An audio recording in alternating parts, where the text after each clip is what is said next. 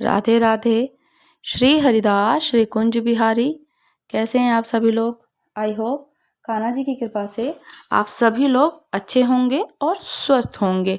कामदा एकादशी कब है? पारण समय क्या है? कामदा एकादशी के व्रत की कथा, महत्व और साथ ही साथ जानेंगे बहुत सारे उपाय कामदा एकादशी के दिन करने वाले, जो कि श्री हरि जी को बहुत ज़्यादा हम प्रसन्न कर सकें। कामदा एकादशी 8 अप्रैल 2025 को है। कामदा एकादशी के व्रत की कथा और महत्व। धर्मराज युधिष्ठिर कहने लगे, हे भगवान, मैं आपको कोटि कोटि नमन करता हूँ। आपने चैत्र मास के कृष्ण पक्ष की एकादशी विस्तार पूर्वक बताई, पाप मोचनी एकादशी। तो अब आप कृपया करके चैत्र शुक्ल एकादशी का क्या नाम है और उसकी क्या विधि है और क्या महात्म्य है। भगवान श्री कृष्ण कहने लगे कि हे धर्मराज, चैत्र मास के शुक्ल पक्ष की एकादशी को कामदा एकादशी के नाम से जाना जाता है। एक समय की बात है, यही प्रश्न राजा दिलीप ने अपने गुरु वशिष्ठ जी से किया था और जो समाधान उन्होंने बताया वही मैं तुमसे कह रहा हूँ। प्राचीन काल में भोगीपुर नामक एक नगर था। वहाँ पर अनेक ऐश्वर्य से युक्त पुंडरीक नाम एक राजा राज्य करता था। भोगीपुर नगर में अनेक अप्सराएं, किन्नर, गंधर्व वास करते थे। उनमें से एक जगह ललिता और ललित नाम के दो स्त्री पुरुष अत्यंत वैभवशाली घर में निवास करते थे। उन दोनों में अत्यंत स्नेह था, यहाँ तक कि अलग अलग हो जाने पर दोनों व्याकुल हो जाते थे। एक समय पुंडरीक की सभा में अन्य गंधर्वों की सहित ललित भी गान कर रहा था। गाते गाते उसको अपनी प्रिय ललिता का ध्यान आ गया और उसका स्वयंवर भंग होने के कारण गाने का स्वरूप बिगड़ गया। ललित के मन के भाव जानकर कारकोट नाम का नाग ने पदभंग होने के कारण राजा से कह दिया।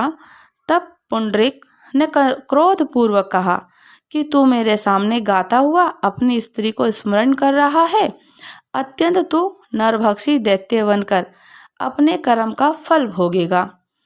पुंडरीक के श्राप से ललित उसी क्षण महाकाय विशाल राक्षस हो गया।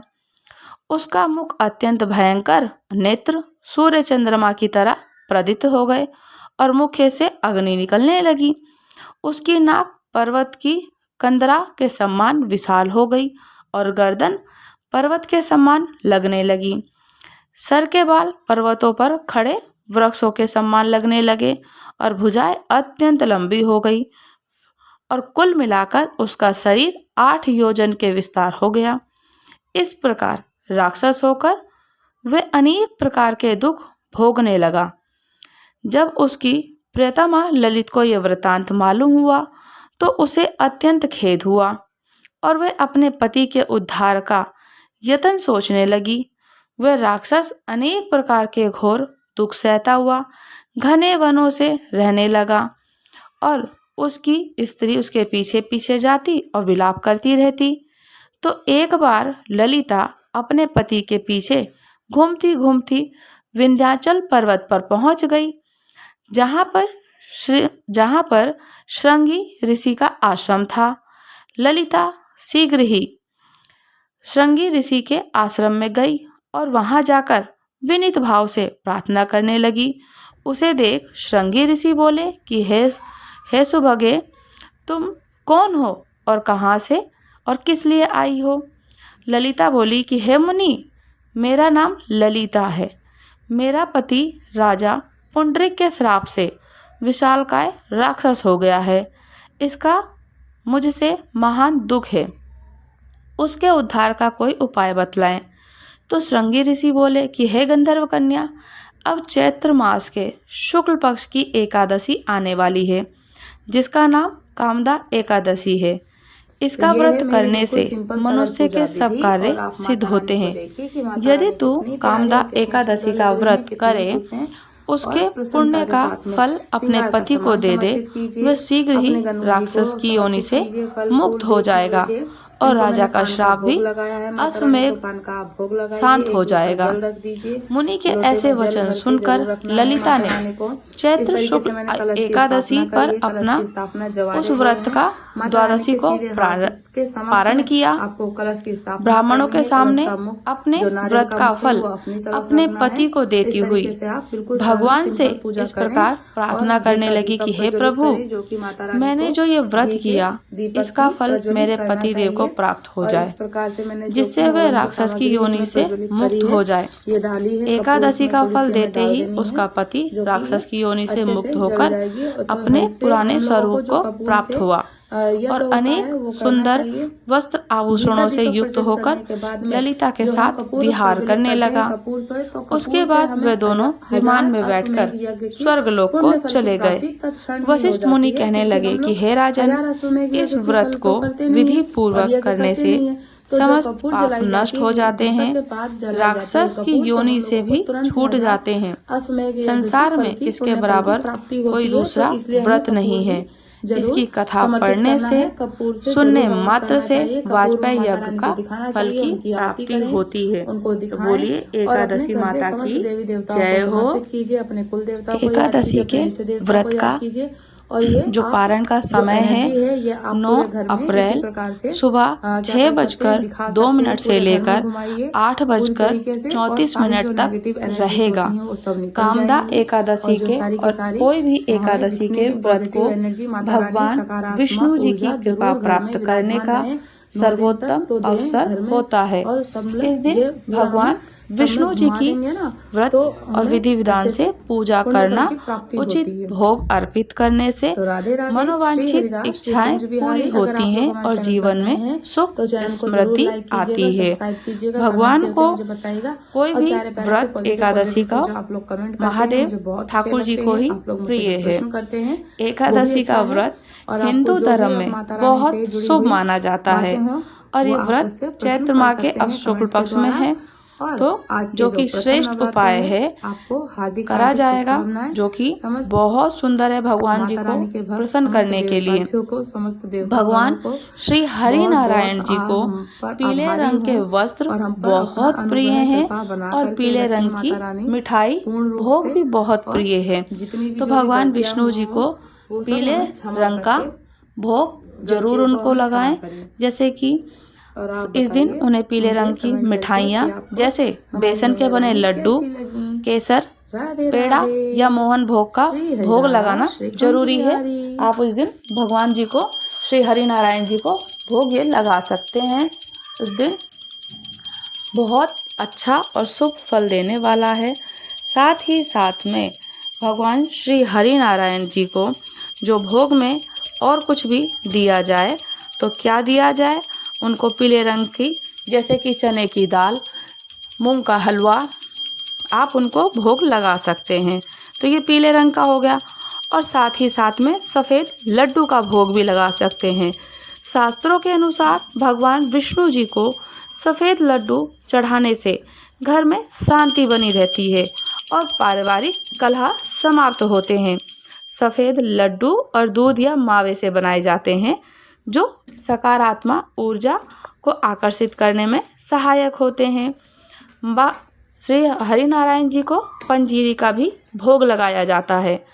किसी भी एकादशी वाले दिन भगवान विष्णु जी को पंजीरी का भोग अवश्य समर्पित करें। इसमें गेहूं के आटे और घी और चीनी का मिश्रण बनाएं, जिससे कि अत्यंत पवित्र माना जाता है और ये भोग अर्पित करने से ग्रह दोष समाप्त होते हैं और शुभ फल की प्राप्ति होती है। दही और चीनी का भोग, भगवान विष्णु जी को दही बहुत प्रिय है। इस दिन मीठी दही का भोग लगाना शुभ माना जाता है और दही चीनी का भोग अर्पित करने से परिवार में प्रेम और एकाग्रता और एकता बढ़ती है। साथ ही जीवन में शांति और सकारात्मक का संचार होता है। पंचामृत का भी भोग लगाएं, पंचामृत से स्नान कराएं। भगवान विष्णु जी को पंचामृत अर्पित करना अत्यंत अत्यंत शुभ माना जाता है। पंचामृत दूध, दही, घी, शहद, गंगाजल और तुलसी पत्र डालकर बनाएं। इसे भगवान विष्णु जी को अर्पित करने से लक्ष्मी जी का वास होता है और आर्थिक समृद्धि बढ़ती है। और तुलसी जी एकादशी के व्रत में हमें नहीं तोड़नी है। व्रत से एक दिन पहले हमें तोड़ करके तुलसी जी रख लेनी चाहिए। तुलसी हो या उनकी मंजरी हो, हमें व्रत वाले दिन, जिस दिन हमारा व्रत हो, ये ध्यान रखना चाहिए कि उस दिन हमारे हाथ से कोई भी फूल पत्ते ना टूटें, तो उससे हमारे जो व्रत होते हैं वो खराब हो जाते हैं, खंडित हो जाते हैं। तो व्रत वाले दिन ध्यान दें कि हमें कोई भी पत्तियां और फूल नहीं तोड़नी है। तो एकादशी से पहले, जैसे कि आप एक दिन पहले ही लेकर के रख लीजिए। और एकादशी वाले दिन तुलसी जी में जल भी समर्पित नहीं करना चाहिए। हम लोग तो जल और फलाहार कर भी लेते हैं। एकादशी वाले दिन माता तुलसी महारानी श्री हरि नारायण जी के लिए निर्जला व्रत रखती हैं। एकादशी का व्रत रखने से हमें कौन सा फल मिलता है? एकादशियों को व्रत रखने से कृष्ण पक्ष की हो या फिर शुक्ल पक्ष की हो, आने के बाद एकादशी को तिथि भगवान विष्णु जी को ही समर्पित होती है। और इस दिन व्रत रखने से शारीरिक परेशानियां दूर होती हैं, साथ ही जाने में और अनजाने में हुए पाप खत्म होते हैं और शत्रुओं पर विजय प्राप्त होती है। तो एकादशी का बहुत पुण्य फल प्राप्त होता है। और एकादशी हर व्यक्ति को करनी चाहिए, चाहे आप एक बार करें, चाहे आप 2 बार करें, 1 साल, 3 साल, 5 साल, 7 साल, तो इस प्रकार से एकादशी का व्रत किया जाता है। अगर आप लोग पूर्ण एकादशी नहीं कर पाते हैं साल में, तो एक निर्जला एकादशी आती है, आप वो भी कर सकते हैं। तो आपको जो कि महीने की और या पूरे साल की एकादशी होती है 24-26, वो आपको पूर्ण फल प्राप्त होता है। एकादशी के क्या क्या नियम होते हैं? तो एकादशी व्रत से पहले 10वीं तिथि की शाम को कुछ भी ऐसा ना खाएं जिससे हमारा व्रत भंग हो जाए। और 10वीं और द्वादश और एकादशी 3 दिन संयम में रहें। तीनों दिन कांसे के बर्तन में कुछ भी नहीं खाना चाहिए। इसके अलावा 10वीं के दिन चने की दाल, मसूर की दाल, साग, किसी भी दूसरे के घर का कुछ भी नहीं खाना चाहिए। ये नियम हमें ज़रूर फॉलो करना चाहिए, इससे ताकि हमें एकादशी के पूर्ण फल की प्राप्ति हो सके। और एकादशी का व्रत हमें क्या खाकर छोड़ना चाहिए और क्या पारण करना चाहिए? देखिए, व्रत को खोलने के लिए बहुत से तरीके हैं, जैसे जो शुरू से करता आया है वो करते हैं, पर मेरा मानना तो यही है और मैंने कथा में गुरुजनों से यही सुना है, धार्मिक ग्रंथ के अनुसार भगवान विष्णु जी को तुलसी दल का बहुत प्रिय है। तो तुलसी दल हम अर्पित करके वो ग्रहण करना चाहिए। फिर आंवले के पेड़ पर भगवान विष्णु जी का वास होता है, इसलिए आंवले को भी एकादशी व्रत के विशेष महत्व होता है। और एकादशी का जब हम पारण करें तो चावल खाना चाहिए सबसे सर्वप्रथम पारण करने पर। पारण उसी से ही होता है जब हम चावल का पहला ग्रास लेते हैं। तो जो चावल के खेत में जो जीव जंतु होते हैं, जो कीट पतंगे होते हैं, जो चिड़िया चिड्डे होते हैं, उनको उनके पुण्य फल की प्राप्ति मिल जाती है वो ग्रास खाने से, जब हम एक बार पहले चावल का निवाला खाते हैं। एकादशी के व्रत की जो रखने की विधि है, पूजा के समय भगवान विष्णु जी को पंचामृत से स्नान कराते हैं। ब्रह्म मुहूर्त में उठकर स्नान आदि से निवृत्त होकर, घर के कार्यों से निवृत्त होकर भगवान महादेव जी की और या ठाकुर जी की अर्चना वंदना करने के लिए पहले आप सुंदर सा एक चाक पूरिए। चौक पूरने के बाद में आसन दीजिए उनको चौकी या पटरा। उसके बाद आसन, भगवान जी का श्री विग्रह या फिर आपका चित्रपट उनको रखें, फूलों की माला। सरल सिंपल पूजा विधि यही होती है। आप उनको फल, फूल, दीप, धूप और मिठाई समर्पित करें। इसके बाद तुलसी दल जो आपने पहले तोड़ कर रखा है, उस तुलसी दल को समर्पित कीजिए उनके श्री चरणों में। और इस दिन विष्णु जी की चालीसा या सहस्त्र नाम का पाठ, या आपको जिस दिन जो आपने एकादशी करी है तो एकादशी के व्रत की कथा जरूर पढ़नी चाहिए। एकादशी के व्रत की कथा भगवान जी के सामने बैठकर आप पढ़ें उनके समक्ष, और अपने मन की मनोकामना अभिलाषा उनसे कहें। और उसके बाद में आप अपने दिन के कार्यों में अग्रसर हो। एकादशी का जो पारण है उसके अगले दिन ही होता है, और अपनी क्षमता के अनुसार हम ब्राह्मणों को या गरीबों को या फिर चींटियों को, कुत्तों को, ये गाय को भोजन कराने के बाद अपने अनुसार, क्योंकि देखिए हम लोग हर एकादशी का व्रत करते हैं। महीने में 2 एकादशी आती है, कृष्ण पक्ष और शुक्ल पक्ष। तो हर बार वस्त्र नहीं दान होते हैं तो नहीं कर पाते हैं। किसी की सामर्थ्यता है तो कर पाते हैं, किसी की सामर्थ्यता नहीं है तो आप कोई भी कार्य अपनी सामर्थ्यता के अनुसार करें। उसमें क्या है कि आपको कोई किसी प्रकार की विघ्न बाधाएं नहीं आएंगी। आप जैसे कि हम ब्राह्मणों को नित्यवार भोजन नहीं करा पाते हैं, आप पहले आप घर में अपने देवी देवताओं को भोग लगा दीजिए, फिर गाय के लिए निकाल दीजिए। जो हमने आटा बनाया है उस आटे में जो चून या पलथन बचता है तो आप उसको थोड़ा सा तवे पे भून करके चींटियों को खिला सकते हैं। कुत्ते के लिए रोटी निकाल सकते हैं। चाहे आपने जो भी उनके लिए खाना बनाया हो उसमें से एक भाग कुत्ते के लिए निकालिए, समस्त परिवार को खिलाइए और स्वयं अपना व्रत को खोलिए, तब उस भोजन को ग्रहण करेंगे तो वो भी एक दान का ही पुण्य फल प्राप्त होता है। तो इसी प्रकार कोई भी एकादशी का व्रत करें, पूजन करें, यही सरल विधि है। चाहे आप जिस प्रकार से कर लें, बस आपके पास आपके समक्ष में चित्रपट हो, श्री हरि विग्रह हो, महादेव पिताजी हों आपके समक्ष में, उनको फल, फूल, धूप, दीप, नैवेद्य समर्पित करें। 1 लोटा जल रखें और उनको आप दीप दिखा के आरती करके, फिर आरती करने के बाद में अपनी कथा या विष्णु सहस्त्र नाम या फिर विष्णु चालीसा अवश्य पढ़ें। इससे हमें पुण्य फल की प्राप्ति होगी। जो पारण का समय है 9 अप्रैल सुबह 6:02 से लेकर 8:34 तक का है। तो आप सब लोग व्रत अवश्य करें। अगर आप व्रत करने में सामर्थ्यता नहीं है, व्रत नहीं कर पाते हैं, किसी कारणवश तबीयत खराब है या फिर किसी भी दवाइयों की वजह से, तो आप विधि विधान से पूजन कर लीजिए।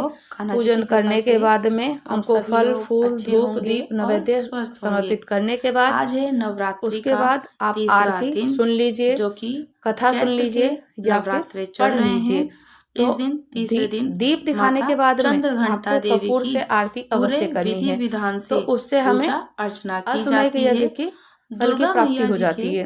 तो ये कार्य हमें कर लेना है और इसी प्रकार से हमें मिल जाएगी। और भगवान श्री हरिनारायण जी से क्षमा याचना करनी है, मनोवांछित फल मांगना है, और इस प्रकार से हमें अपने उनके मन की व्यथा बता देनी है कि महादेव श्री हरिनारायण ऐसी ऐसी बात है और मैं व्रत नहीं करने में समर्थ हूँ, तो आप भी हमारा बेड़ा पार लगाइए, मैं आपके शरण में हूँ। तो इसी प्रकार से आप कर सकते हैं। चंद्रघंटा राधे राधे। स्वरूप श्री हरिदास, श्री कुंज बिहारी। चंद्रघंटा अगर आप लोग चैनल पर नए हैं तो चैनल को सब्सक्राइब कीजिए, लाइक कीजिए, शेयर कीजिए और प्यारे प्यारे से अच्छे से कमेंट करके जरूर बताइएगा कि आपको कथा चर्चा कैसी लगी। और आप लोग पॉजिटिव से कमेंट करते हैं तो मुझे मोटिवेशन मिलता है। राधे राधे। श्री हरिदास, श्री कुंज बिहारी।